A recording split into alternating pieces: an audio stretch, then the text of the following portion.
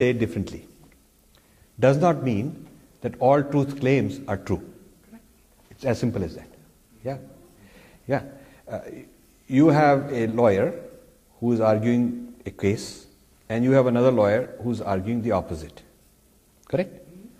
He has a truth claim, and he has an opposite truth claim. They're both not true. They're making opposite claims. Our people spent hundreds of years arguing against alternative competing truth claims. The Vedantins arguing against Buddhists, the one kind of Vedantin arguing against another kind of Vedantin. The whole idea of darshana, the whole idea of purva paksha, the whole idea of debate is to assert an alternative proposition from what you are asserting. So obviously our people never said that both are valid. Okay. Now, truth claim 1 and truth claim 2 may be contradicting each other. Otherwise there would not be dharma and adharma. There would not be Ravana. There would not be the dharma of Hitler and the dharma of Bin Laden. Obviously all truth claims are not true. So the statement merely says that the truth can be expressed in many ways. But that doesn't mean that every claim is the same. That is true.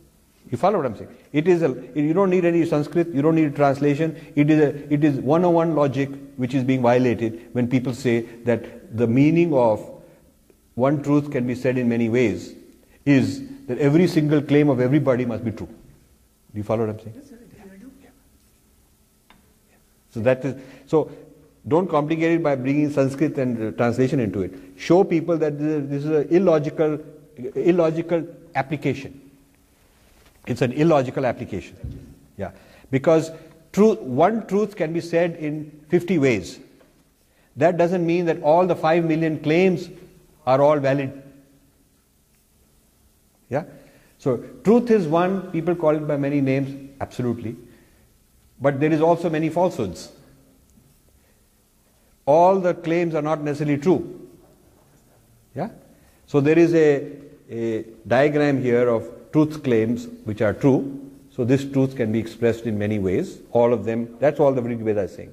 This is another diagram of many false claims. They are not the same. The Rig Veda only says that all these are the same truth. It doesn't say that every claim is the same as it. Yeah? Nowhere does it say every statement uttered by anybody on any topic is the same. It doesn't say that. If it were to say that, it would make a joke out of all philosophy, all debate, all discussion, all viveka, all discrimination, all arguments of dharma and adharma. You would say Yudhishthira had his own truth, I have my truth, Ravan had his own truth. This is such a common confusion. I had Swami Shantatmanand, head of the Ramakrishna Mission in Delhi, giving me this argument. He's saying all truth, same, how can we? So I said, then in your mission, you cannot tell good life from a wrongful life. Suppose one of your Swamis comes drunk on drugs, and he comes and he weird things in your ashram, and he says, Swamiji, truth is one, this is my truth. So what will you do? He said, no, we'll throw him out. I said, but then you have a way to discriminate. You have yam and niyam. You're making yam and niyam into a joke. If you are saying that whatever he does is fine, because he'll also chant the Rig Veda statement. So it took me 2.5 hours for a very learned Swami, for him to understand that he was misapplying the Vedic statement. That's how misguided and colonized and pervasive we are. The colonizer loves the colonized people who won't think for themselves. He can come up with any baloney and they will buy it because he can quote their own verse to them. Yeah? He can either tell them it's all mithya anyway, why are you worrying? I took your Kohinoor, I put it here. You don't need it because you are enlightened, you are otherworldly, I'm materialistic, you don't need it. And the idiot Hindu say, you guys are very good. You taught me something. Or he can say, you can accept my truth because truth is one after all.